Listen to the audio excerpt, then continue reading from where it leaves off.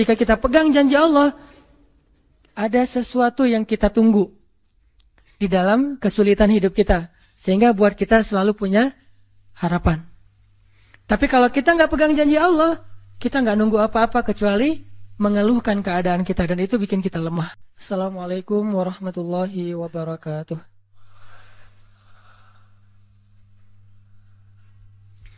Alhamdulillahirabbil alamin. Alhamdulillahilladzi arsala rasulahu bil huda wa dinil haq liyudhhirahu 'alad dini kullihi wa kafa billahi syahida. Asyhadu an la ilaha illallah wahdahu la syarikalah wa asyhadu anna Muhammadan abduhu wa rasuluh la nabiyya ba'dah.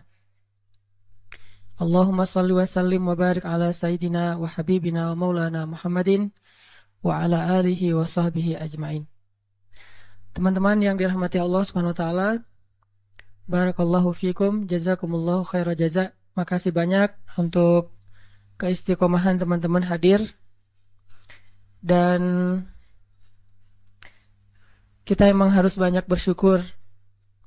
Soalnya Allah ngasih banyak kita kemudahan di Bandung ini secara khusus untuk kita makin menempa diri dan iman kita lewat majelis-majelis ilmu. Itu dimudahin banget sama Allah. Ketimbang kalau kita bandingkan dengan teman-teman kita di kota-kota lain, terutama di pelosok. Kemarin saya baru pulang dari Papua, daerah Sorong. Di sana tuh kedatangan saya disambut kayak penyambutan menteri. Jadi pakai acara seremoni ala Papua gitu. Ada apa? Kayak mukul-mukul rebana, tapi dengan genre metal. Kenapa bisa gitu-gitu banget? Karena memang jarang banget di tempat mereka itu ada taklim, terutama dengan konteks anak muda, itu jarang banget. Sehingga sekali-kalinya ada, mereka tuh benar-benar happy, euforia banget. Semuanya saling mention, kakak hadir tah gitu ya. Pada datang. Kakak jangan lupa ya hadir. Kalau tidak hadir tidak masalah. Wah, pada datang rame-rame, seru gitu. Sedangkan kita di Bandung, hampir tiap masjid-masjid besar ada taklim. Rata-rata ustadz-ustadz, ulama-ulama yang berdakwah sekarang itu dari Bandung. Sehingga kita bisa dengan mudah mencari ilmu, belajar, duduk dalam majelis-majelis para ustadz, para ulama, dan ini harus kita syukurin supaya Allah Subhanahu wa taala menjaga kebaikan ini di kota Bandung yang kita cintai.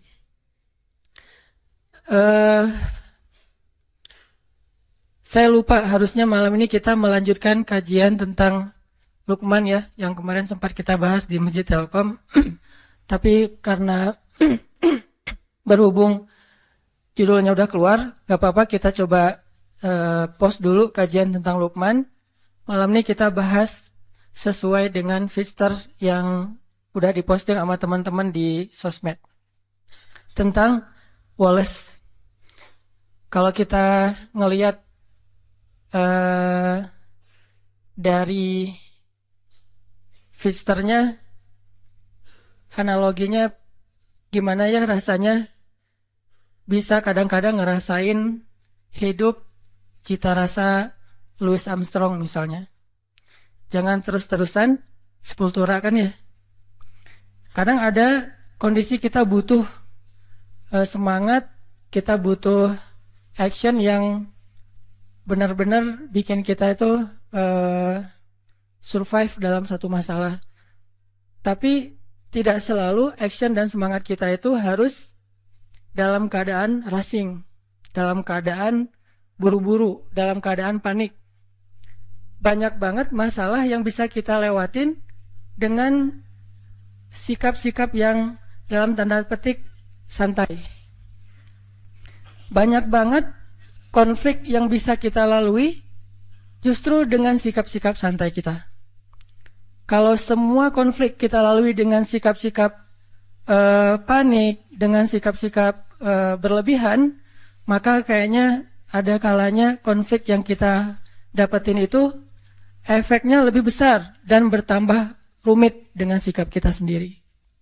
Bisa konflik dengan orang tua, konfliknya mungkin salah paham atau udah agak kurang nyambung nih antara kita dengan orang tua. Orang tua punya angle kita juga punya pola pikir kita sendiri. Gak nyambung, gak usah masalah yang rumit. Masalah milih jurusan aja kadang-kadang gak nyambung nih antara kita sama orang tua. Apalagi milih jodoh. Itu kan pasti paling berat kan ya. Susah banget ngelawan dua hal yang sama-sama sakral. Satu, perasaan cinta, kan sakral banget tuh. Kedua lagi, perasaan orang tua. Ini konflik yang luar biasa nih. Gimana ngehadapin yang kayak gini-gini tapi dengan sikap yang tidak menambah masalah. Kalaupun tidak mengurangi, minimal tidak menambah masalah. Gimana kita tetap bisa santai, woles dalam kondisi-kondisi yang sulit. Kayak konflik tadi. Atau juga mungkin bagi yang udah nikah, walaupun di sini sedikit kayaknya. Konflik sama pasangan. Memangnya selalu konflik itu bisa kita lalui ketika saling bersih tegang? Memangnya konflik itu selalu bisa kita lalui dengan berdebat? Walaupun ada kalanya debat itu bisa memperbaiki keadaan, memperjelas situasi, atau minimal klarifikasi terhadap hal-hal yang mungkin tidak diketahui. Tapi lebih banyaknya justru masalah-masalah pribadi dilalui itu bukan dengan berdebat, justru dengan diam. Bukan dengan berdebat, justru dengan mendoakan di dalam doa masing-masing. Bukan dengan debat, justru dengan muhasabah diri, dengan menenangkan diri. Sehingga Nabi kan mengajarkan kalau kita marah, berdiri suruh duduk. Bukan berdiri suruh lari kan ya, berdiri suruh duduk. Atau dalam keadaan marah disuruh berwudu. Ini tips-tips teknis yang nilainya sebetulnya sama aja. Berusaha untuk menenangkan diri dan melewati suatu masalah itu bukan dengan kepanikan, bukan dengan emosi yang membara. Nah, bisa nggak kita ngelalui hal-hal yang kayak gini? Atau dengan teman yang sama-sama sedang bersaing ngecengin seseorang yang sangat istimewa. Bisa nggak fair play lah ya? Gimana caranya? Apalagi beda sekolah. Bisa nggak dengan sikap woles kita menghindari tawuran? Dengan sikap woles kita nggak ada lagi perang antar kampus atau antar sekolah. Ini semuanya diajarkan oleh Al-Quran, walaupun dengan contoh kasus yang berbeda-beda. Bahkan yang diangkat oleh Al-Quran, kasusnya lebih berat loh dari konflik atau masalah yang kita hadapi. Termasuk yang dicontohkan Nabi di dalam keluarga beliau. Saya sering banget ngisahin kisah keluarga Nabi di mana sikap woles Nabi itu justru nyelesain masalah sama istrinya. Kadang kita berpikir ketika ada konflik antara kita dengan seseorang, sikap tegas kita, sikap keras kita, sikap belak-belakan kita itu bisa mengklirkan masalah. Tapi seringkali ternyata justru memperunyam masalah. Gimana harusnya? Masa saya diam aja? Kadang diam itulah penyelesaiannya. Kadang ya, nggak selalu. Tapi kita kadang malas menggunakan kartu ini nih. Kartu diam, kartu muhasabah diri, dan kartu doa. Begitu ada masalah sama seseorang, kita diam, kita wudhu, terus kita sholat, habis sholat kita doain dia. Sebutin namanya. Nanti coba rasain bedanya suasana hati kita tentang dia sebelum dan sesudah doa. Before dan after. Mungkin selama ini karena kenapa kita agak susah untuk recovery, susah untuk bisa nyaman lagi dengan orang yang punya konflik sama kita, mungkin kita nggak pernah nyebutin nama dia di dalam doa kita.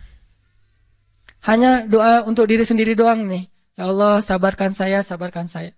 Coba ditambah, ya Allah sabarkan saya, ya Allah sayangi saudara saya Fulan bin Fulan. Mungkin dia nggak sengaja, maafin dia. Kalau dia benar, maafin saya. Sebutin namanya, lalu coba rasain bedanya perasaan kita tentang dia before dan after kita berdoa dengan nama itu. Kadang kartu ini bisa benar-benar menyelesaikan masalah kita secara amazing, secara ajaib yang kita nggak pernah mikir gitu bisa selesai. Dan Nabi mencontohkan buat kita gimana Wallace itu benar-benar bisa menyelesaikan masalah, terutama masalah-masalah yang hubungannya dengan pribadi. Beda lagi nanti kalau masalah negara, masalah agama kan setiap urusan itu ada sikapnya. Tapi kalau dalam masalah pribadi saya kira sikap Wallace ini paling dominan yang harus kita sering gunain.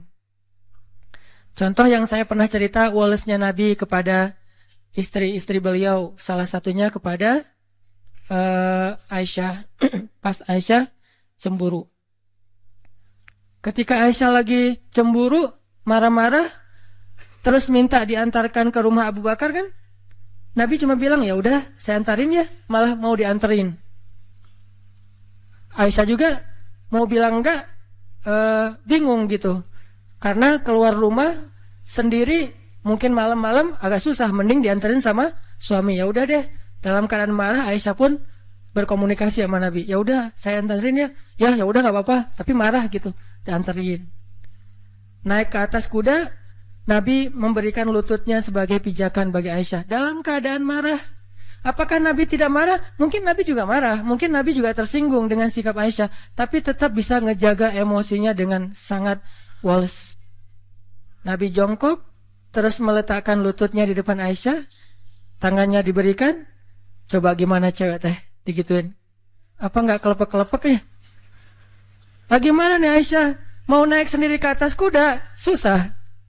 Mau pakai bangku nyari-nyari dulu. Ya udah deh, apa yang ada di depan ya udah pegangan tangan. Sentuhan itu menurut beberapa penelitian memberikan efek luar biasa secara psikis kan ya. Sehingga ada, saya pernah baca artikel nih.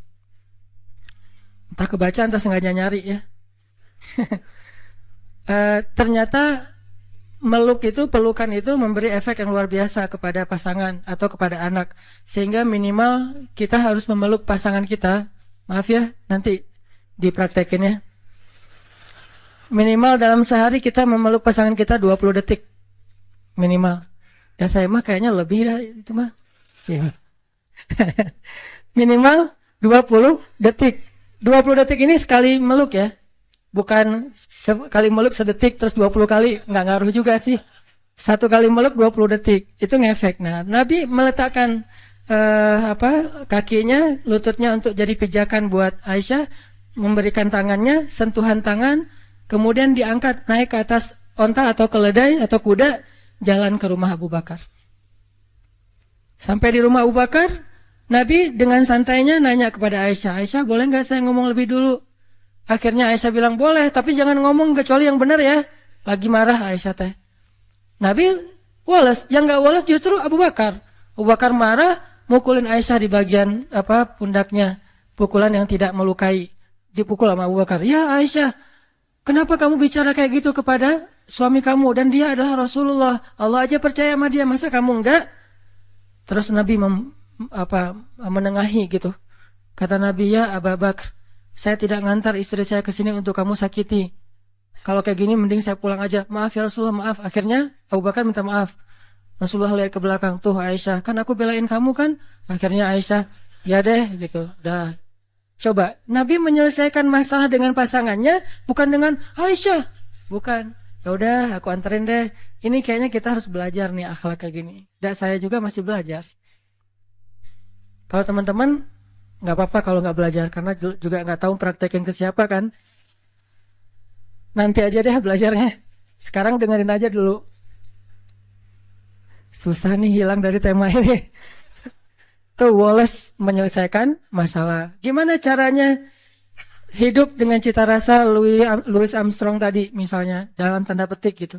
Walaupun kadang butuh cita rasa sepultura gitu, ketika kita lagi dalam keadaan semangat pengen sukses apa segala macam, butuh rushing kayak gitu. Tapi ini dalam kondisi yang sulit, dalam kondisi yang tertekan, dalam kondisi konflik, kadang memang Louis Armstrong itu menjadi cara buat kita menyelesaikan masalah.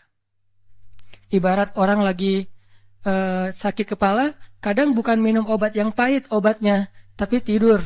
Dia tidur selesai. Ketika orang lapar, kadang-kadang bukan makan nasi, Tetapi ketemu teman bisa hilang laparnya. Teman TTM. Nah, ini semuanya masuk dalam materi tentang gimana punya sifat yang wikor. Wikor itu atau sakinatun wakor. Gimana itu? Contohnya dalam sholat. Nabi mengajarkan kita tentang walas justru dengan praktek sholat. Gimana walas dalam sholat? Salah satunya adalah ajaran Nabi, kalau kita datang ke masjid dan kita mendengar di masjid orang udah mulai sholat, imam udah takbir, maka jalanlah dalam keadaan sakinatun wakor, dalam keadaan tenang dan gak usah terburu-buru. Di situ diajarkan. Padahal kita mau menghadap Allah. Padahal kita akan kehilangan banyak keistimewaan takbiratul ihram bareng dengan imam, shaf pertama, banyak kebaikan yang kita akan kehilangan. Tapi tetap aja ada toleransi dari Allah melalui Rasulullah. Udah aja santai dah, gak usah terlalu diburu-buru. Daripada kita lari terus ngos-ngosan takbir, baca doanya juga gak khusyuk. Ternyata justru kualitas didapatkan dengan sakinatun waqar, dengan dalam keadaan sakinah, santai, tenang. Udah datang ke masjid santai, tenang. Sehingga ketika ada seorang sahabat keliru dalam bab ini, nggak salah tapi keliru, Nabi menasihati dia kan. Dia masuk ke gerbang masjid, ke pintu masjid, dia ngelihat Nabi dan sahabat sudah ruku. Akhirnya dia takbir di pintu masjid, dia ruku di pintu masjid, dia jalan sambil ruku ke arah shaf. Kan ada yang kayak gitu, Bakroh bin siapa gitu. Selesai sholat dia curhat, Rasul saya tadi sholatnya lucu loh, model baru gitu. Saya nyebutnya tutorial sholat ala Bakroh. Gimana tutorial sholat ala kamu? Saya sholatnya tadi rukunya di pintu masjid, terus sambil ruku, sambil jalan, karena takut ketinggalan rakaat pertama. Ini juga dalil bagi sebagian ulama bahwa ruku itu masuk dalam rakaat pertama. Tapi sebagian yang lain berpendapat berbeda. Masing-masing punya mazhab lah. Kita respect dengan semua mazhab. Nah, Nabi ngasih tahu, ya udah besok-besok jangan gitu lagi ya. Coba. Nabi juga ngasih taunya Wallace tapi nyelesain masalah, bukan Wallace diam pasif ya. Wallace tapi nyelesain masalah, nggak marah-marah. Apaan kamu nih sholat kok dibuat-buat, kan saya nggak pernah ngajarin dasar bid'ah. Nggak pernah Nabi ngomong kayak gitu. Santai aja ngomongnya tuh. Nggak usah tarik deh gitu ya. Biasa aja, nggak usah nyolot kalau bahasa anak ini mah. Ternyata Nabi juga nggak nyolot dalam masalah-masalah sepele kayak gini. Nabi cuma bilang, ya udah besok-besok jangan diulang ya. Kalimat inilah yang membuat para sahabat para ulama beda pendapat. Ada yang bilang, oh berarti itu nggak boleh, jadi harus ditambah 1 rakaat, nggak boleh kayak gitu. Ada yang bilang, oh itu boleh, cuman makruh. Buktinya Nabi mengatakan, ya udah besok-besok jangan diulang. Seandainya nggak sah, pasti Nabi suruh ulang. Jadi beda pendapat antara ulama. Yang jelas teksnya mah kurang lebih Nabi itu walas banget menyelesaikan masalah. Ada sahabat yang lebih ekstrim lagi nih, walasnya Nabi dalam dakwah kepada laki-laki Badui yang buang air kecil di masjid. Itu kan simbol walas Nabi paling keren tuh. Walaupun saya ngebahas hadis ini, jangan berpikir saya mampu kayak gitu. Kayaknya nggak mampu. Bayangin masjid. Bukan masjid yang dibangun orang terus kita datang, enggak. Masjid yang kita bangun dari nol. Jerih payah kita banget nih. Kita datang dari Mekah ke Madinah. Di Madinah tuh belum ada apa-apa. Kita bangun masjid itu dari nol banget. Kita bangun gotong royong, udah jadi masjidnya, tikar-tikarnya udah digelarin, duduk dengan para sahabat, udah capek lelah istirahat. Tiba-tiba datang seorang laki-laki yang entah dari mana, gak jelas, gak dikenal, main buang air kecil aja tuh di pojok masjid. Dia kira ini toilet umum, main buang aja di situ. Sahabat ngeliat itu sekelas Umar udah ngeluarin pedang tuh. Umar udah sap langsung, hampir digini-giniin sama Umar. Wah, ini nggak tahu nih.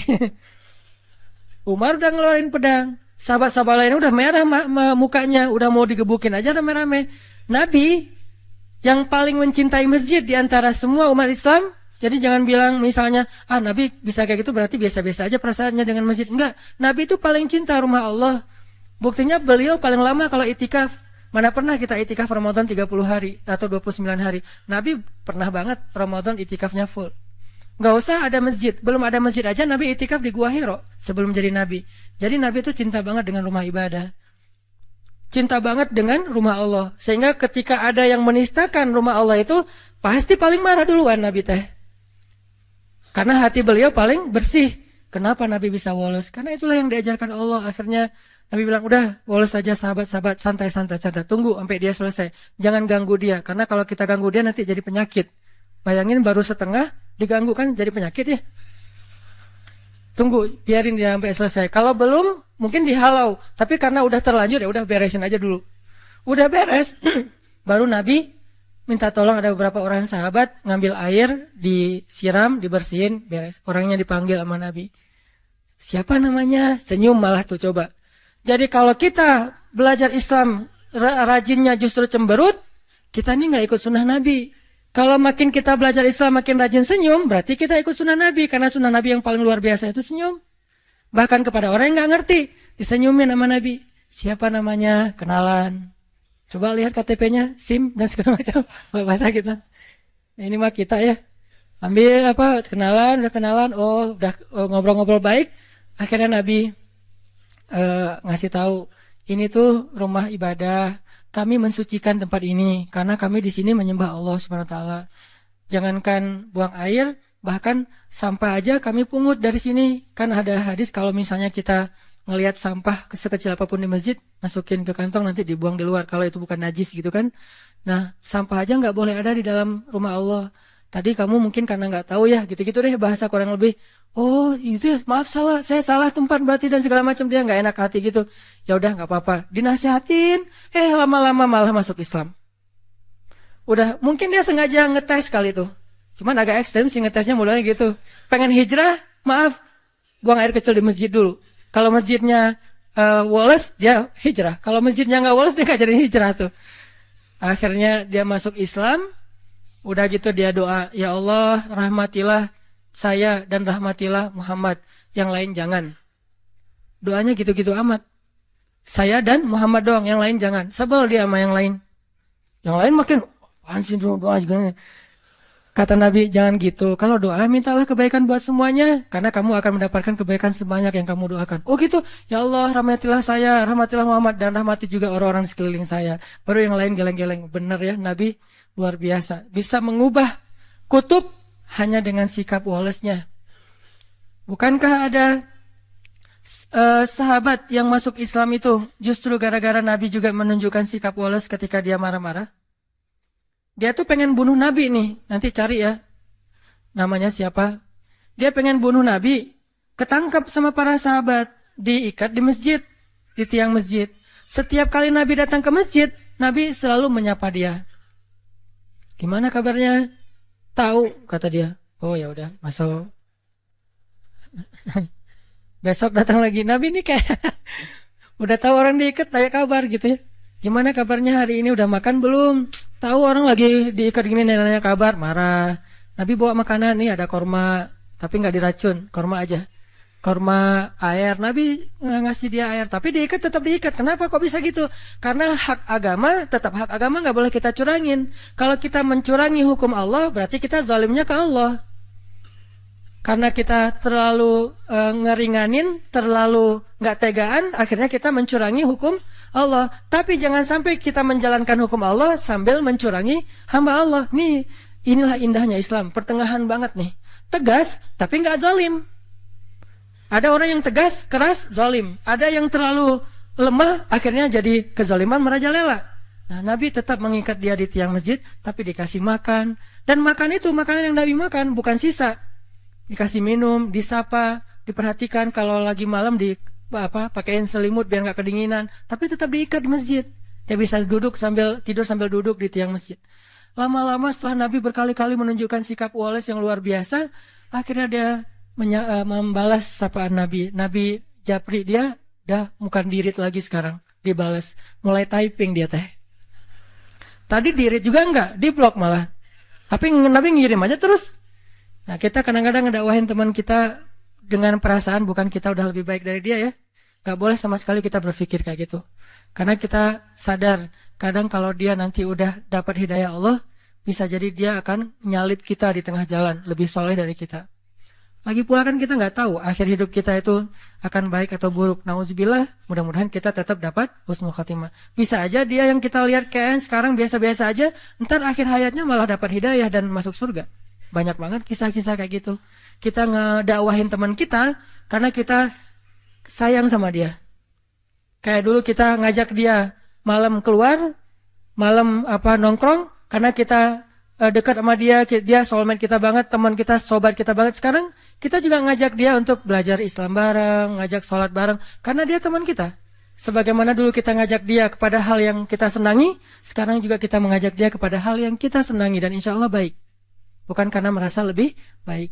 Kalau disikapin kayak tadi tuh, nah di situ belajar nih. Saya juga masih belajar banget gimana bisa woles. Nggak gampang emang, karena ini urusannya emosi kan, perasaan. Kalau urusannya logika doang sih bisa, tapi kalau udah perasaan kadang-kadang subjektif, egois sih kadang-kadang kita mah. Nabi bisa menekan perasaan itu, sehingga Nabi menunjukkan sikap paling baik. Akhirnya orangnya membalas. Ketika Nabi bilang, gimana kabarnya hari ini? Baik Muhammad. Udah lembut ucapannya. Udah pakai emoticon senyum. Oh, udah beda nih. Tadi kan nggak ada gitu-gituan. Setelah dia udah mulai baik ucapannya, Nabi bilang ke sahabat, lepaskan ikatan dia, dilepasin. Udah dilepaskan, Nabi ngobrol sama dia. Akhirnya dia bilang, dia ingin kembali kepada kaumnya. Ingin mengambil tebusan. Dan hebatnya Nabi, percaya lagi sama dia tuh. Nabi memberikan kepercayaan itu sebagai bentuk menunjukkan sikap Nabi yang luar biasa. Orang yang pengen bunuh Nabi malah ketika berjanji akan mengambil tebusan terhadap dirinya, karena kan suasana perang berarti harus menebus ya. Nabi percaya, udah pulang aja. Kalau kamu menebus, datanglah kembali. Cuman sebelum dia pulang, Nabi nyuruh dia mandi. Nah, ini ada pelajaran juga. Ternyata mandi itu bukan soal ketika kita mau malam mingguan doang. Mau ke masjid juga kita sebaiknya mandi walaupun bukan hari Jumat. Dan ini bukan hal wajib sih. Kenapa? Ternyata mandi itu memberi efek dapat hidayah. Dia mandi seperti orang mandi junub, mandi besar. Setelah selesai mandi, tiba-tiba dia dapat hidayah. Baru dia syahadat, dia masuk Islam, dia pulang ke kaumnya, dia dakwahin kaumnya. Lewat mandi Allah memberikan. Kenapa dia bisa dapat hidayah setelah mandi sempurna hidayahnya? Kalau sebelum mandi, dia dapat respect dulu kepada Islam, interest dulu kepada Islam. Tapi puncaknya setelah mandi. Kenapa? Allah suka kepada orang yang bersih. Akhirnya dia dapat hidayah dan seterusnya. Ini sikap-sikap Nabi yang luar biasa, woles terhadap orang lain. Sikap sahabat juga banyak, terutama dalam kondisi-kondisi yang sulit dalam peperangan. Walaupun memang sebagian besar kisah di Al-Quran itu peperangan. Bukan berarti kita disuruh perang, bukan. Karena kondisi paling sulit itu kan dalam kondisi peperangan kan. Kayak sekarang di Palestina, di Suriah. Lapar-laparnya orang Indonesia pasti beda lah dengan di Rohingya. Selapar-laparnya orang Indonesia beda dengan Suriah dan Palestina. Pasti beda banget tuh. Lapar di sini kita masih bisa nyari, kita masih punya keluarga, punya teman, masih ada. Paling lapar kita di sini tuh dan nggak separah udah lapar, ketakutan, terancam, nggak punya tempat tinggal, kan itu parah banget tuh.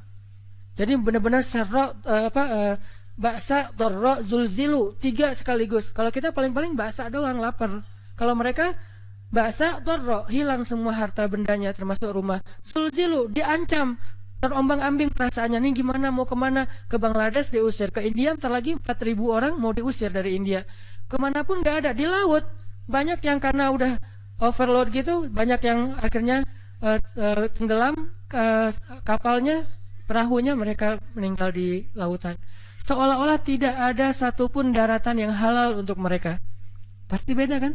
Makanya Allah mengangkat angle perang. Bukan nyuruh kaum muslimin itu kok senang perang banget sih, ayatnya semuanya tentang perang. Bukan.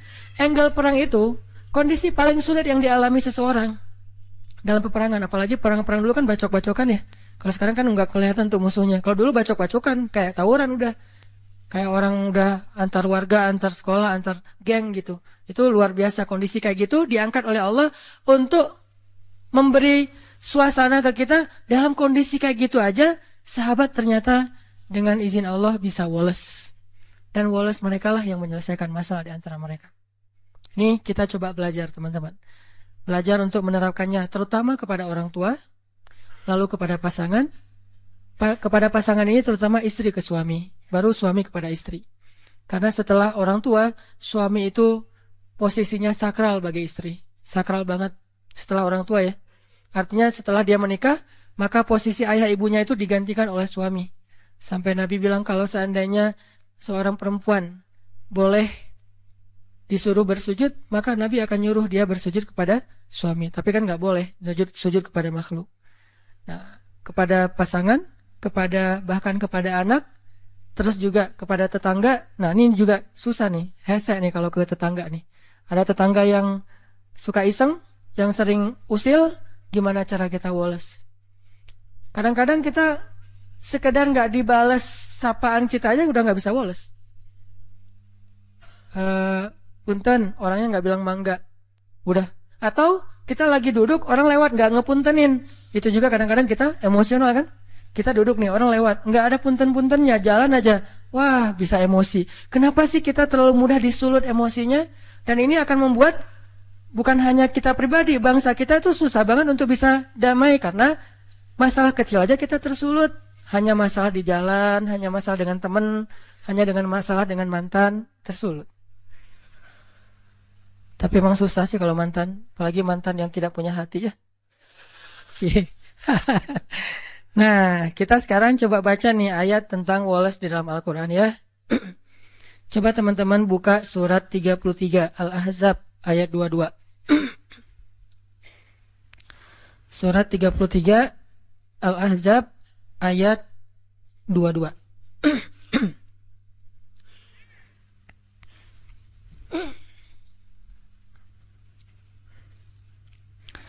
A'udzu billahi minasy syaithanir rajim. Mangga.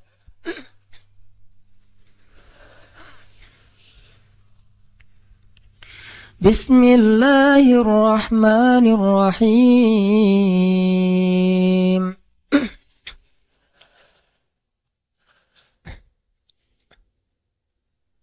ولما رأى المؤمنون الأحزاب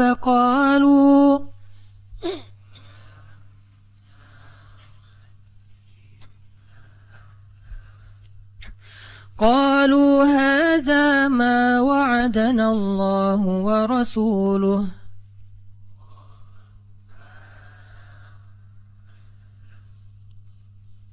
وصدق الله ورسوله وما زادهم إلا إيمانا وتسليما.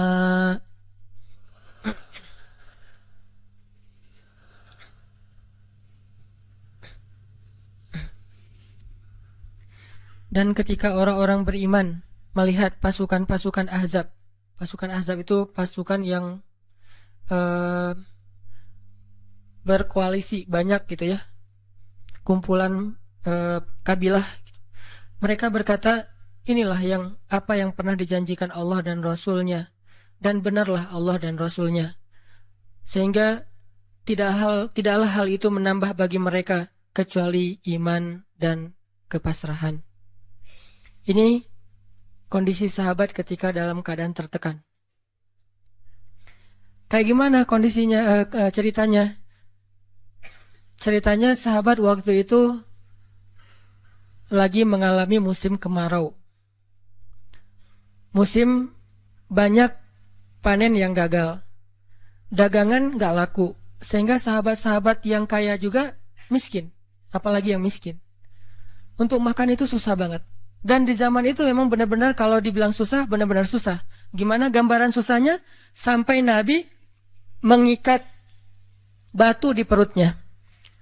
Ada beberapa cara Nabi menahan lapar. Salah satu caranya Nabi akan duduk dalam keadaan bersandar, gak kuat lagi menegakkan punggung. Cara yang lain melipat tubuhnya kayak orang lagi ruku atau sujud untuk menahan rasa lapar. Cara yang paling berat lagi kalau udah gak ketahan lagi, diikatlah batu di perut. Seolah-olah batu itu makanan yang masuk ke dalam perut sehingga menahan lapar. Ketika beliau ruku dan sujud, kedengaran suara gesekan batu. Karena kan di dalam jubah tuh pakai batunya di perut. Bukan caper-caperan, gua tuh zuhud loh. Lihat nih batunya banyak nih. Nggak gitu sih. Ditaruh di dalam jubah, pakai jubah, sholat. Begitu sujud dan ruku, kedengaran suara gesekan batu. Terus Aisyah nanya, ini suara apa dipegang sama Aisyah? Pas dilihat sama Aisyah, Aisyah nangis. Kayak gimana Nabi nggak pernah komplain, nggak pernah ngeluh, padahal selapar itu. Dan beliau nggak pengen istrinya tahu kalau beliau tuh lapar banget, membuat istrinya sedih, sehingga ditutup dengan jubah. Begitu istrinya maksain pengen cari tahu ada apa sih Rasul, udah nggak apa-apa nggak apa-apa, dipaksain, nangis Aisyah. Ya Allah, betapa dosanya saya membiarkan suami saya kelaparan kayak gini. Tapi mau masak apa, nggak ada apa-apa di dapur. Nih Nabi nih. Jadi benar-benar dalam kondisi lapar, haus, susah, nggak ada apapun. Tiba-tiba ada berita orang-orang kabilah Arab berkumpul dengan banyak kabilah pengen nyerang kota Madinah. Dibantu sama orang-orang Yahudi yang di dekat kota Madinah. Ini ujian yang luar biasa. Kayak di Palestina, di Gaza, dapat berita bahwa Israel akan melancarkan serangan udara dan darat kayak dulu sekitar 2010, serangan di bulan Ramadan selama 50 hari itu. Itu kan ancaman yang luar biasa. Kita nonton di TV aja kayaknya jantung kita gimana gitu. Gimana yang ngalamin coba? Mereka tidur malam hari itu mungkin tidur terakhir buat mereka, setelah itu nggak akan bangun-bangun lagi. Dan nggak tahu juga mungkin apartemen mereka yang akan runtuh. Ketika tidur itu udah saling maaf-maafan. Ini mungkin malam terakhir kita bareng-bareng, setelah ini kita insya Allah bertemu di surga. Benar-benar ancaman yang luar biasa. Ditambah lagi dari dalam kota, banyak orang-orang munafik ngegembosin, memprovokasi. Selalu kayak gitu kondisi kaum muslimin. Dimanapun kayak gitu. Ada aja orang dalam yang memanfaatkan situasi kaum muslimin dalam keadaan tegang, mereka malah merusak suasana. Ini kondisi ketika walamma ra'al mu'minun al-ahzab. Ketika mereka melihat pasukan musuh yang sangat banyak mengelilingi kota Madinah, dan kalau musuh itu masuk ke dalam kota Madinah, nggak akan memberikan ampun, habis semuanya. Karena musuh-musuh itu kalau masuk suatu kota, mereka akan menghancurkan rumah, membakarnya, merusak ladang, dan mengambil harta-harta, bahkan sampai anak kecil juga nggak diampuni. Itu kan yang terjadi di Suriah dan di Palestina. Sampai anak kecil juga nggak diampuni. Salah apa anak kecil kayak yang terakhir serangan di Idlib kemarin nih. Rumah bersalin diserang. Memang orang bersalin salahnya apa? Memang orang bersalin mau nembak-nembakan gitu. Tapi kayak gitulah sifat dari musuh, ahzab. Pasukan-pasukan koalisi dari berbagai macam kabilah. Kalau sekarang negara. Itu kan ujian yang luar biasa nih. Tapi apa yang dirasakan oleh orang-orang yang beriman? Qalu hadza ma wa'adana Allah wa rasuluh. Mereka malah bilang ini nih yang dulu dijanjikan Allah dan Rasul. Kalau orang Suriah bilang ini nih yang disebutin di dalam hadis Nabi, bahwa nanti ketika terjadi huru-hara akhir zaman, iman adanya di Syam. Iman adanya di Syam. Syam itu yang mana? Suriah, Yordania, Palestina, sebagian kecil dari Turki, Lebanon.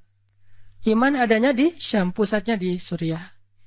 Dan terbukti dalam kondisi kayak gitu juga mereka masih ngafal Quran. Kita kadang-kadang pilek dikit nggak masuk kampus, nggak masuk sekolah ya.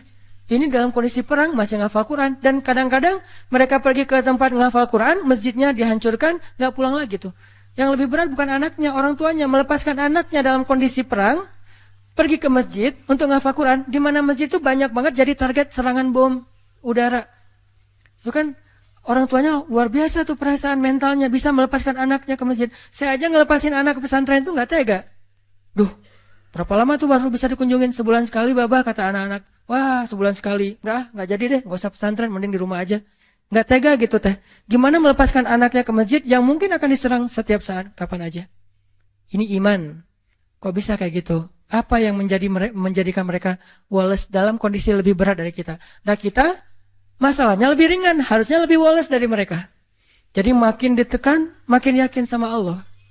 Makin banyak masalah, makin yakin sama Allah. Makin berserah kepada Allah. Kok bisa kayak gitu?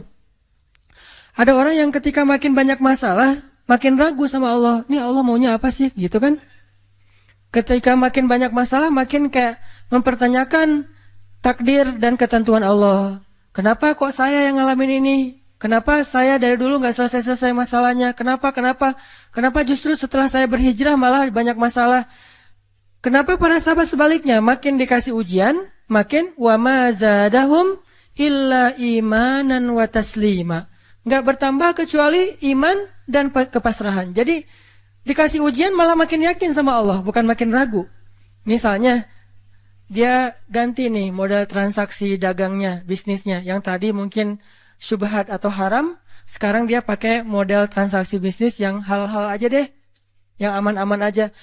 Gara-gara transaksi yang halal, malah banyak masalah. Masih mending kalau masalahnya cuman berkurang income-nya. Ini malah ditipu orang lah, rugi segala macam. Mulai mempertanyakan, nih bener nggak ya saya ngambil jalan yang syariat segala macam, kok malah makin susah nih kelihatannya. Kenapa kita ketika diuji malah jadi ragu sama Allah? Kenapa saya katanya kalau misalnya saya jujur, saya akan dapat kebaikan. Ini gara-gara jujur malah nggak lulus. Ya mungkin nggak belajar tapi jujur. Yang satu lagi yang nggak jujur malah nilainya bagus mungkin. Misalnya nggak belajar tapi dia dusta. Kenapa para sahabat ketika diuji malah makin yakin sama Allah? Malah makin pasrah kepada Allah. Karena mereka pegang janji Allah. Itu salah satu tipsnya. Kalau kita pengen tetap woles pas menghadapi kesulitan, pegang janji Allah. Makin kita kuat pegang janji Allah, diuji, kita makin pasrah sama Allah. Ya Allah, saya akan yakin sama engkau memegang janjimu. Ketika diuji, saya berharapnya balasan dari Allah, pertolongan dari Allah. Kayak yang pernah saya sampaikan dulu, kalau kita dapat musibah, yakinlah kepada janji Allah. Siapa yang membaca doa yang diajarkan Nabi, nanti Allah akan ngasih ganti yang lebih baik, gitu kan ya. Allahumma ajurni fi musibati wa khluf li khairam minha. Ya Allah, beri saya pahala dalam musibah ini, beri saya ganti yang lebih baik darinya. Kalau kita pegang banget dengan janji Allah lewat doa ini, kita ketika dapat musibah, setidaknya nggak akan panik habis-habisan. Nggak akan putus asa dalam menunggu pertolongan Allah. Setidaknya, kalau nggak bisa woles-woles amat, nggak bisa tenang-tenang amat, minimal nggak panik habis berlebihan. Kalau musibahnya, musibah kematian, nggak bikin kita meratapi kematian. Kenapa? Kita pegang janji Allah SWT. Makanya kan ada cerita seorang ayah yang diberi musibah dengan wafat 2 orang anaknya.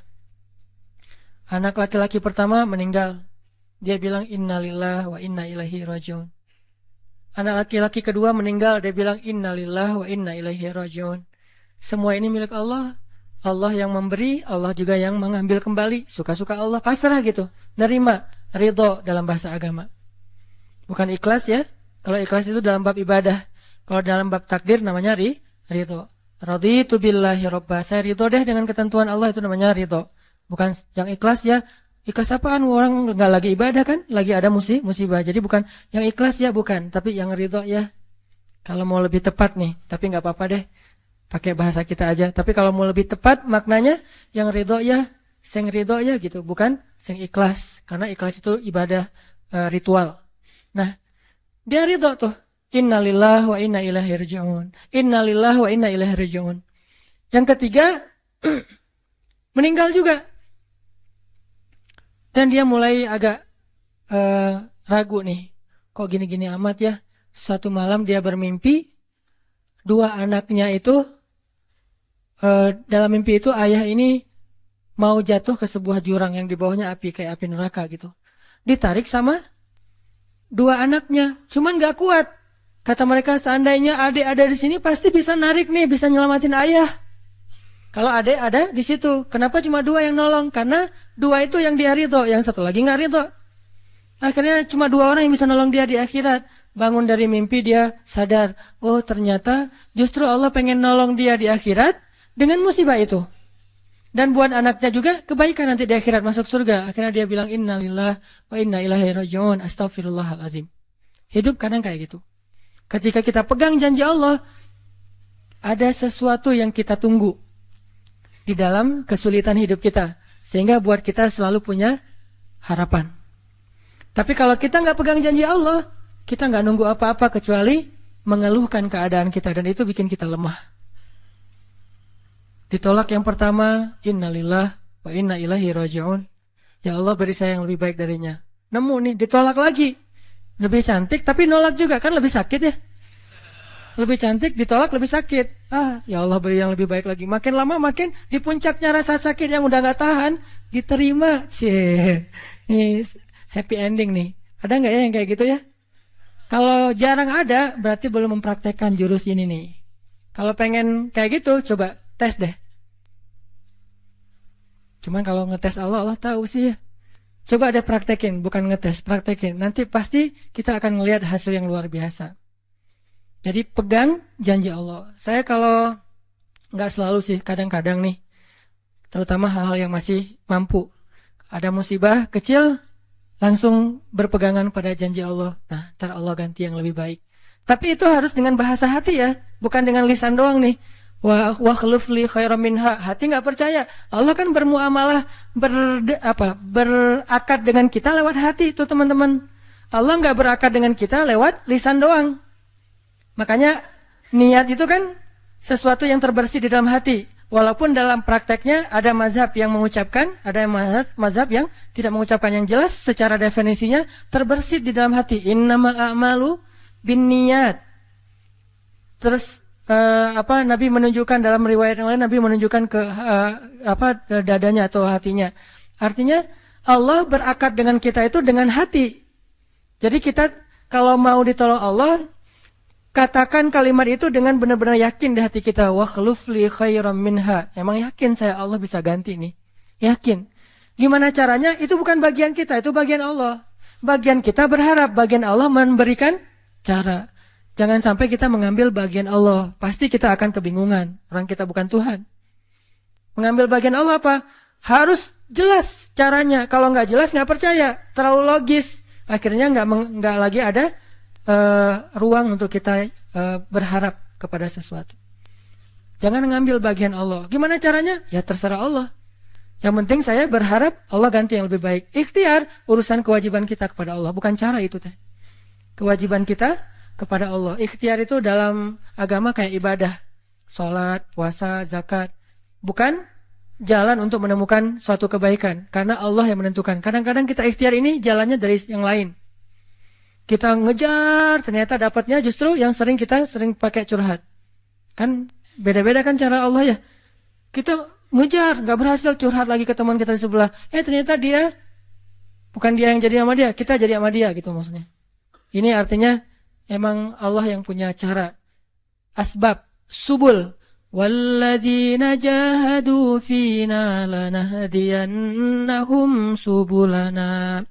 Orang yang bersungguh-sungguh di jalan kami yang akan tunjukkan kepada cara-cara menuju kepada kebaikan. Subul, bukan cuma satu. Kalau satu sabil, ini berarti Allah yang punya cara. Ya Allah, beri saya ganti yang lebih baik. Saya yakin banget nih. Kata teman kita, caranya gimana? Kayaknya mustahil deh. Allah punya cara. Allah bisa mendatangkan sesuatu dengan cara-cara yang kita mengerti, ilmiah, logis. Bisa yang dengan cara yang kita nggak ngerti, nggak ilmiah, nggak logis. Bisa juga dengan sebalik dari apa yang kita ngerti. Kita ngertinya gini, Allah bikin yang sebaliknya. Allah punya banyak cara. Contoh, Allah mendatangkan kita, melahirkan manusia itu dari pasangan ayah dan ibu. Ilmiah, logis, bisa dijelaskan secara keilmuan. Tapi Allah juga bisa mendatangkan seorang anak tanpa ayah seperti Isa dari rahimnya Siti Maryam yang suci. Atau bisa juga mendatangkan seekor onta bukan dari induknya tapi keluar dari batu seperti ontanya Nabi Solih. Allah bisa mendatangkan segala sesuatu dari cara-cara yang yahtasib aula yahtasib. Yang kita mengerti atau kita tidak mengerti. Makanya Allah mengatakan wa yarzuqhu min haitsu la yahtasib. Allah kasih rezeki dari jalan haitsu la yahtasib, yang gak pernah kalian duga. Berarti kalau masih keduga, bukan itu jalannya. Bisa sih kayaknya jalan ini, bukan itu. Bisa sih ini, bukan itu. Terus jalannya apa? Yakin, itulah jalannya. Allah yang akan mendatangkan dengan surprise. Kayaknya surprise itu lebih seru sih. Dan surprise Allah itu emang pasti. Kalau surprise teman kita pas kita ulang tahun, kenapa ya hari ini kok biasa-biasa aja ya, gak ada yang ngucapin, gak ada yang ngasih hadiah misalnya ya. Kita masih berharap, mungkin mereka pengen ngasih surprise. Nanti malam-malam tiba-tiba saya masuk ke rumah, saya buka pintu rumah saya, tiba-tiba orang udah ngumpul semua di dalam rumah, terus ngasih surprise happy birthday gitu, balon segala macam, gitu-gitu deh. Bisa. Tapi apakah itu terjadi? Belum tentu. Pas kita pulang ke rumah udah siap-siap gitu.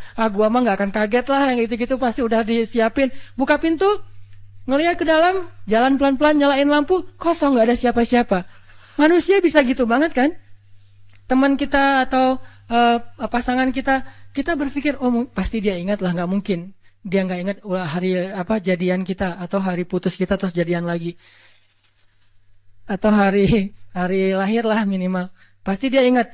Tapi belum tentu dia bisa ngasih kita surprise seperti yang kita harapin. Kalaupun dia ngasih surprise, kadang-kadang kado atau hadiahnya itu nggak seperti yang kita harapin. Biasa-biasa aja ternyata. Mungkin dia lagi nipis keuangannya, nggak punya modal apa-apa, ya udah ngasih apa yang ada aja, pulpen, permen. Nah, Allah nggak gitu. Allah kalau ngasih surprise itu benar-benar ngasih dan buat kita benar-benar ngerasa beruntung kalau kita percaya. Makanya berakatlah dengan Allah lewat hati. Hadza ma wa'adanallahu wa rasuluh wa sadaqallahu wa rasuluh. Benarlah Allah dan Rasul. Hasbi Allah atau apapun ucapan-ucapan belief termasuk wa khluf li khairam minha, beri saya ganti yang lebih baik darinya. Tapi kita berakar itu dengan hati. Allah tunjukin tuh. Ini yang bisa bikin kita sedikit lebih tenang atau banyak bisa dapat ketenangan kalau kita dalam kondisi yang sulit. Kalau diuji dalam hal-hal yang kayaknya mentok gitu. Mau kemana lagi nih? Mau gimana lagi nih? Mau apa lagi nih? Kan gitu kan? Udah nggak tahu lagi mau gimana, mau kemana, mau apa, mau siapa lagi nih? Kayaknya semua yang di list reunian udah ditembak satu-satu, gagal semua gitu kan? Mau siapa lagi nih? Teman kuliah udah, teman SMA udah, sampai teman SD juga udah. Masa nyari teman TK gitu kan ya? Nyari semua nolak, ke siapa lagi? Allah yang punya siapanya. Kadang-kadang siapanya Allah itu kita nggak pernah ngeduga. Yang kita nggak pernah mau ke situ karena berpikir nggak mungkin deh kalau itu mah. Justru kita nggak ngedatangin dia karena kita nggak percaya mungkin. Tapi buat Allah apa sih yang nggak mungkin? Julaibib dengan kondisi rakyat jelata banget ketemu seorang cewek yang selebgram banget. Bisa aja tuh.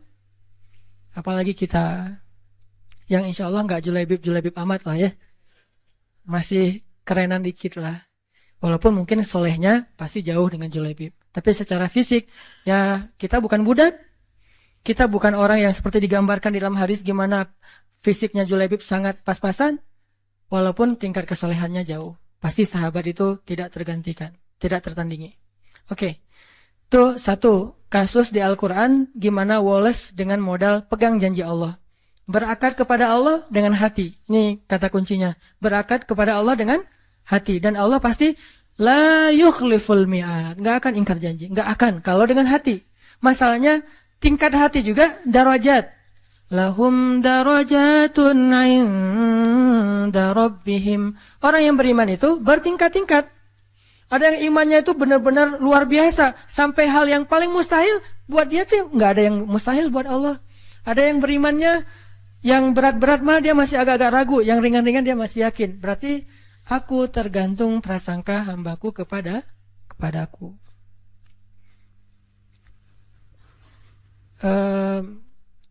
Ada tingkat keimanan kayak Ibrahim. Mungkin kita nggak seperti Ibrahim, sehingga kita nggak bisa nyoba. Saya coba bakar deh. Hasbi Allah wa ni'mal wakil. Nyalain korek api, kebakar pasti itu mah. Karena kita belum seiman Ibrahim. Di sini kan keukur ya keimanan kita. Nggak usah dipancing-pancing lah, nyari aja sendiri.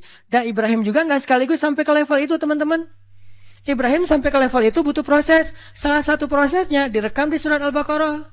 Wa idh qala Ibrahimu rabbi arini kaifa tuhyil mauta. Qala awalam tu'min qala bala walakin liyatma'inna qalbi. Ketika Ibrahim berkata, "Ya Allah, gimana cara engkau menghidupkan yang mati?" Kata Allah, "Emangnya kamu enggak percaya Ibrahim?" Kata Ibrahim, "Percaya Allah, bala, percaya, maaf. Cuman saya pengen lebih tenang." Berarti apa? Beriman sudah, cuman pengen naik level. Sampai bisa tuma'ninah, walas, tenang dalam kondisi seberat apapun. Ini tingkat imannya Ibrahim. Satu lagi kisah di Al-Quran tentang Wallace kayak gini. Coba buka Ali Imran ayat 173. Surat Ali Imran ayat 173. Bismillahirrahmanirrahim.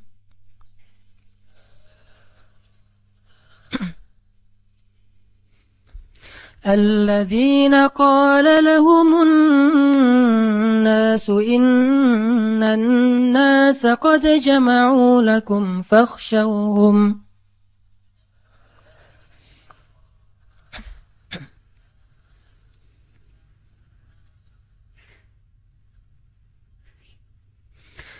فاخشوهم فزادهم إيمانا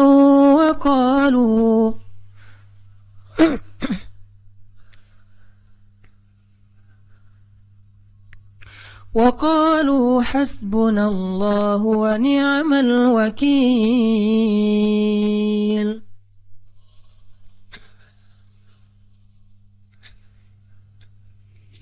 فانقلبوا بنعمة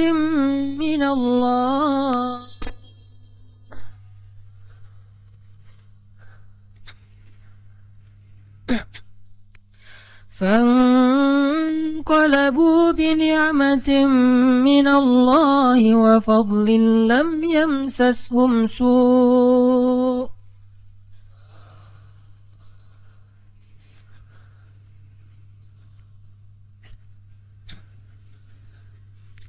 واتبعوا رضوان الله والله ذو فضل عظيم.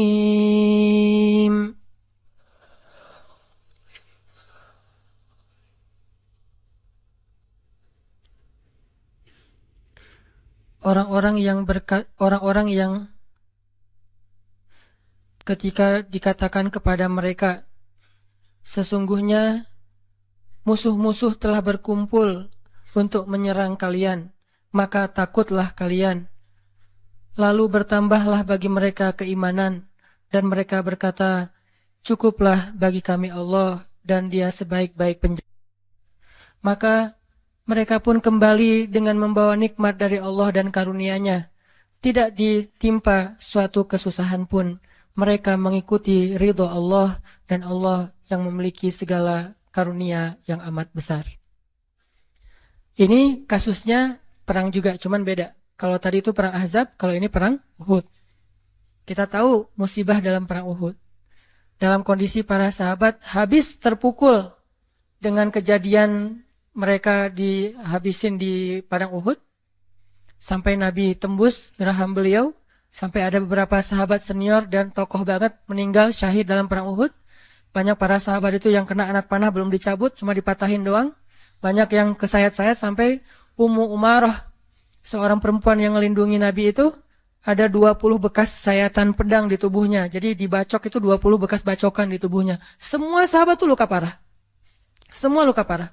Ada yang matanya buta, ada yang lagi sakarat, lagi udah koma, udah parah banget. Dalam kondisi terluka-luka, berdarah-darah di sebuah daerah namanya Hamra'ul Asad. Nama daerahnya Hamra'ul Asad. Apa itu Hamra'ul Asad? Singa berdarah. Jadi nama daerahnya juga pas dengan kondisi itu.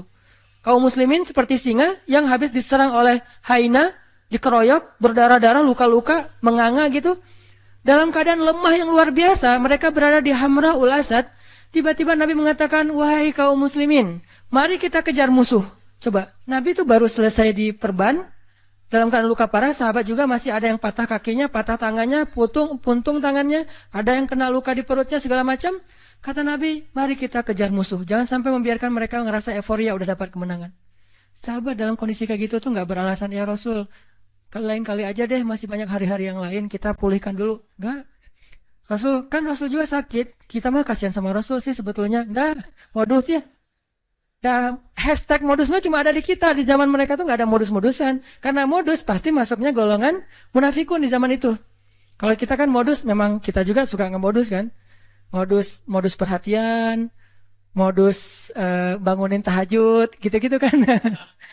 Kalau itu nggak ngomong, ya Rasul kita mah siap, cuman kasihan nih Rasulullah juga berdarah-darah, masa mau kita ntar daripada Rasulullah celaka atau terjadi apa-apa, udah deh Rasulullah kita istirahat dulu. Enggak, langsung berdiri semuanya. Nggak sanggup berdiri karena kakinya patah, dia duduk. Nggak sanggup berjalan, dia merangkak. Akhirnya pada jalan ngejar dalam kondisi luka-luka parah. Ini kayak singa mau balas musuhnya, lagi berdarah-darah. Hamra'ul Asad, singa berdarah merah, berdarah merah gitu. Akhirnya dalam kondisi sedang semangat-semangatnya, tiba-tiba orang munafik datang lagi nih. Selalu kayak gitu. Mereka selalu bikin masalah ketika kaum muslimin lagi ada masalah dipersulit sama mereka. Kata mereka, Innan nas qad jama'u lakum fakhshawhum. Musuh itu sekarang jama'u.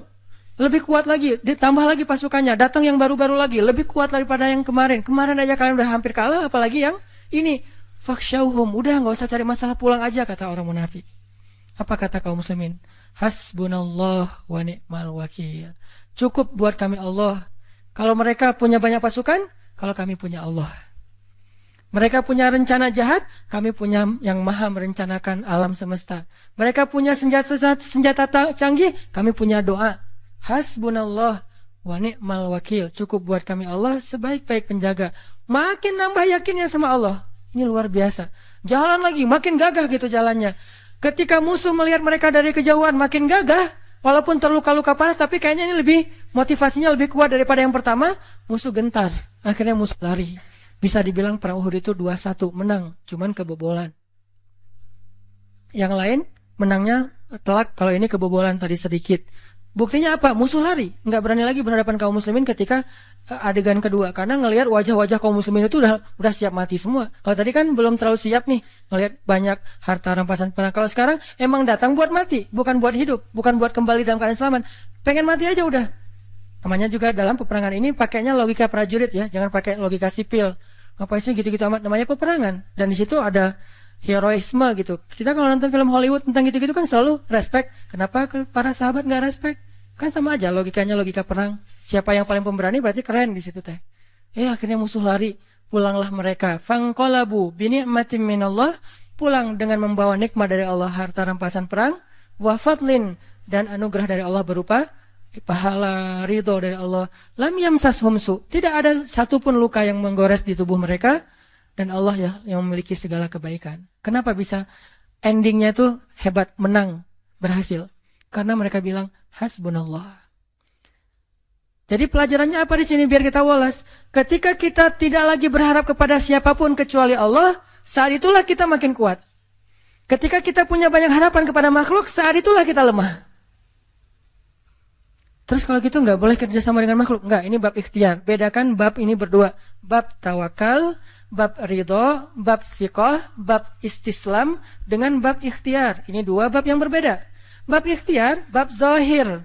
Bab tawakal, bab batin. Yang kita omongin sekarang, urusan batin. Zahirnya mah kita boleh berjabat tangan bahkan dengan orang kafir sekalipun. Transaksi, muamalah duniawi mah kita dengan siapa aja, nggak harus dengan muslim doang. Tapi bab batin, bab yakin kepada Allah. Jadi yang kita omongin bab yakin kepada Allah. As-siqah billah. Ketika yakin kita mendua dari Allah kepada makhluk, saat itu kita lemah.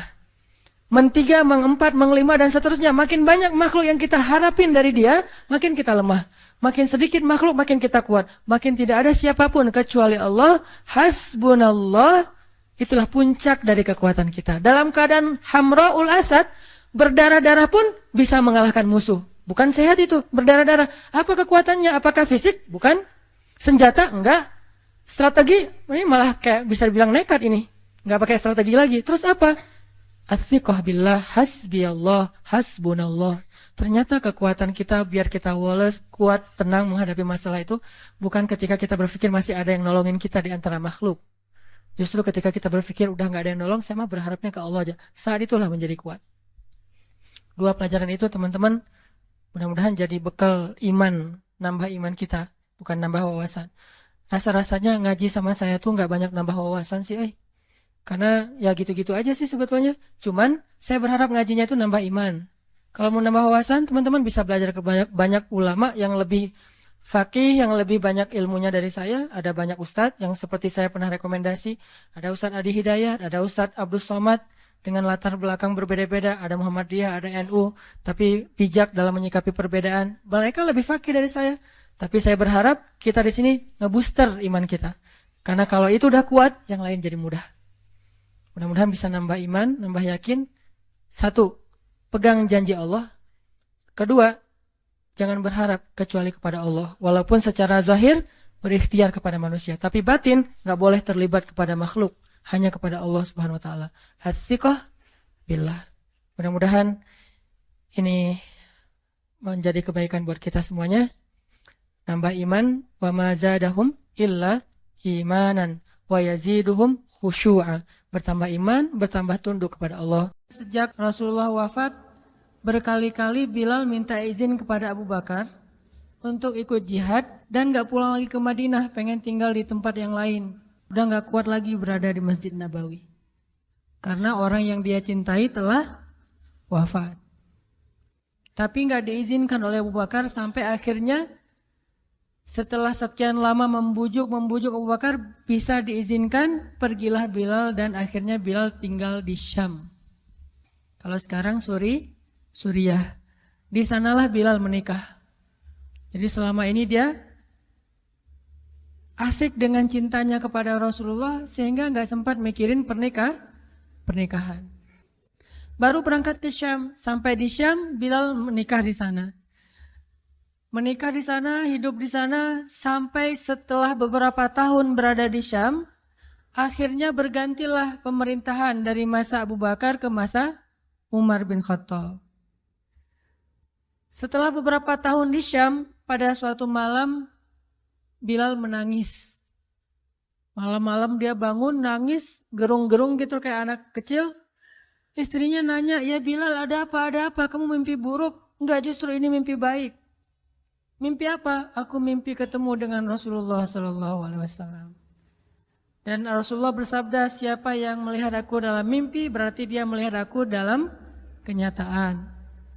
Aku bertemu dengan Rasulullah di dalam mimpi dan Rasulullah berkata, "Ya Bilal, kami rindu kepadamu. Sudah lama engkau tidak mengunjungi kami ya Bilal."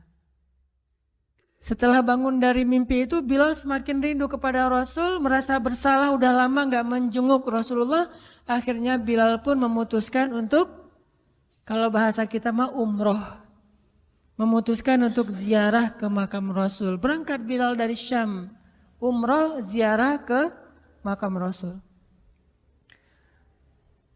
Melihat Bilal masuk lagi ke kota Madinah, penduduk Madinah itu berasa seperti hidup lagi di zaman Rasul. Senang gitu, dan Umar sangat senang dengan kedatangan Bilal. Sehingga selesai Bilal sholat, selesai Bilal ibadah-ibadah sunnahnya, termasuk menjenguk atau berziarah ke makam Rasul dan Abu Bakar.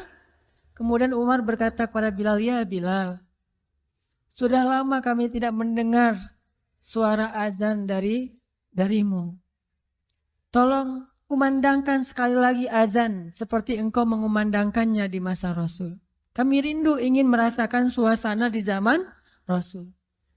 Benar Bilal, kata para sahabat yang lain yang ada di situ. Umar, kemudian Abdurrahman, beberapa orang sahabat, "Ya Bilal, azan, kami ingin mendengar suaramu seperti dulu kami mendengarnya di masa Rasul." Kata Bilal, "Saya tidak akan kuat." Kata mereka, coba dulu kamu usahakan karena kami ingin sekali mendengarnya. "Saya tidak akan kuat. Cobalah wahai Bilal demi kami supaya kami bisa semangat lagi dalam beramal soleh mengikuti perjuangan Rasulullah." Akhirnya karena udah dipaksa terus, Bilal pun mengumandangkan azan. Allahu Akbar, Allahu Akbar. Kota Madinah kaget mendengar suara Bilal. Orang-orang yang ada di rumah semuanya mengatakan, "Apakah Rasulullah sudah bangkit kembali? Apakah Rasulullah sudah bangkit kembali?" Mereka semuanya kaget dan bahagia, seolah-olah Rasulullah sudah bangkit dari kematiannya. Seperti Isa seolah-olah diturunkan kembali setelah dia diangkat ke langit. Satu kota Madinah tuh kaget bahagia gitu. Kayak seorang ibu yang kehilangan anaknya tiba-tiba mendengar suara anaknya dari jarak dekat dan ingin dipeluk segera anaknya itu. Saking rindunya mereka kepada Rasulullah. Allahu Akbar, Allahu Akbar. Pasar yang tadinya ramai tiba-tiba sepi mendengar suara Bilal yang masih sayup-sayup. Asyhadu an la ilaha illallah. Semuanya berlari keluar dari tempat-tempat kerja mereka, dari pasarnya, dari rumahnya. Semuanya berlari ke masjid, ingin memastikan apakah Rasulullah sudah dibangkitkan kembali. Bahagia semuanya. Apakah Rasulullah sudah dibangkitkan? Apakah Rasulullah sudah hidup lagi? Semuanya bertanya dengan pertanyaan yang sama.